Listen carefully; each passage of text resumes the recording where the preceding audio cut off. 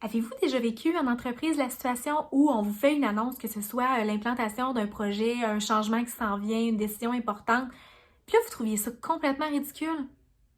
Vous retournez à votre poste de travail frustré, vous repensez à ça dans l'auto, vous arrivez chez vous marabout, vous vous couchez le soir, puis tout ce que vous réussissez à faire, à part de l'insomnie, c'est de rentendre en boucle ce qu'on vous avait annoncé, puis de vous sentir frustré, puis pas bien dans ça. Ben moi aussi, ça m'est arrivé. Ça m'est arrivé plusieurs fois, puis j'ai compris que dans ce sentiment-là de frustration, premièrement, c'est malsain, puis deuxièmement, il n'y a rien de constructif qui en ressort. Fait que j'ai cherché à trouver une façon pour plus que ça arrive ou pour le faire devenir constructif, justement. Moi, c'est après avoir passé dans une entreprise qui correspondait aucunement à mes valeurs et à mon style de gestion, où j'ai vécu énormément de frustration, que j'ai cherché à comprendre, puis j'ai compris en fait que j'étais une personne hyper sensible au changement. Donc pour moi, le moindre petit changement génère une réaction émotive. À l'inverse de moi, il y a des gens qui réagissent beaucoup moins au changement et eux, ça va prendre plus des gros changements pour générer une réaction. Entre les deux, il y a plein de gens. Et c'est comme ça dans la vie et c'est comme ça en entreprise aussi. Par contre, il y a deux choses universelles qu'on doit mettre en place dans les entreprises, absolument. La première chose qu'on doit mettre en place, c'est une culture de communication franche, diplomatique et dans les deux sens.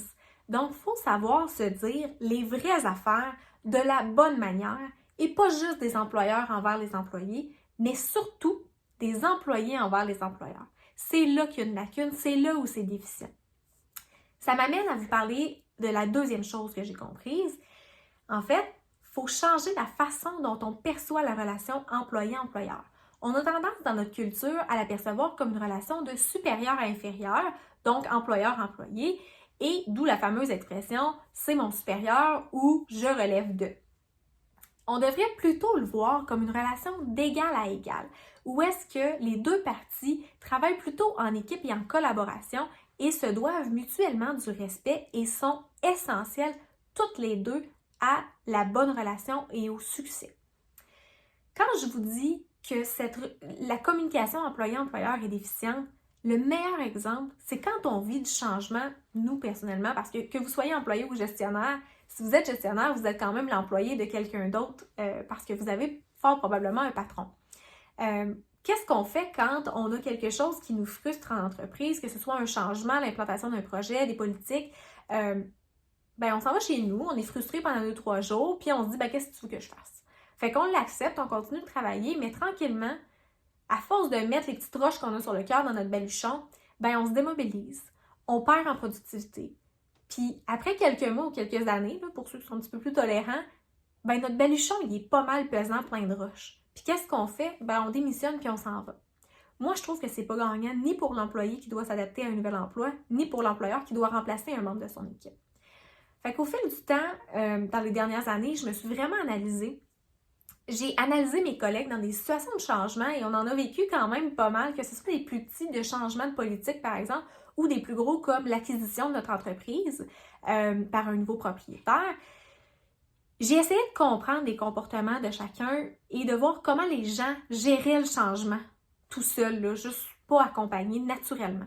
Ça m'a permis de développer une approche, en fait, qui permet de mettre l'humain, l'individu, au centre de l'intervention, au centre du changement et de la stratégie. Il ne faut jamais oublier que cette frustration-là qu'on peut vivre ou la résistance au changement, comme on l'appelle communément, en fait, c'est souvent dû à un manque de compréhension. C'est souvent dû à l'absence de sens chez les gens.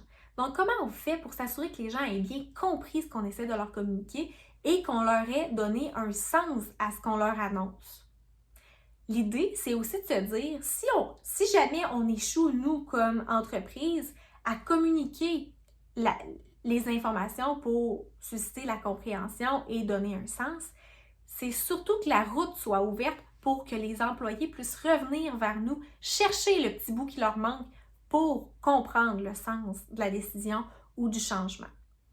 Fait qu'en janvier dernier, j'ai décidé de quitter mon emploi de salarié pour pouvoir mettre sur pied mon entreprise qui promouvoit cette approche-là, que ça fait 2 ans que je mets en pratique dans ma vie et qui me permet de me coucher chaque soir sans frustration puis de me réveiller chaque matin contente de retrouver mon équipe. Moi, je rêve du jour où j'entendrai plus personne dire « je fais mon temps ». Je trouve ça épouvantable de comparer son travail à une prison, puis j'ai décidé d'essayer de changer ça. Je vous invite à suivre ma page Facebook et à la partager. En fait, je vais vous partager tout plein de trucs sur la communication, soit comme gestionnaire envers les employés ou comme employé envers votre gestionnaire, parce que c'est un peu la base de mon approche.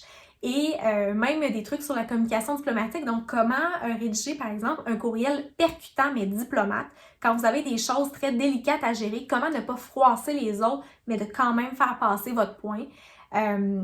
Et si jamais, comme gestionnaire, vous avez une situation que vous ne savez pas trop par où commencer, par quel bout le prendre, comment gérer ça, comment agir, c'est quoi les mots à prendre, ben n'hésitez pas à m'écrire. Je vais possiblement pouvoir vous aider rapidement comme ça.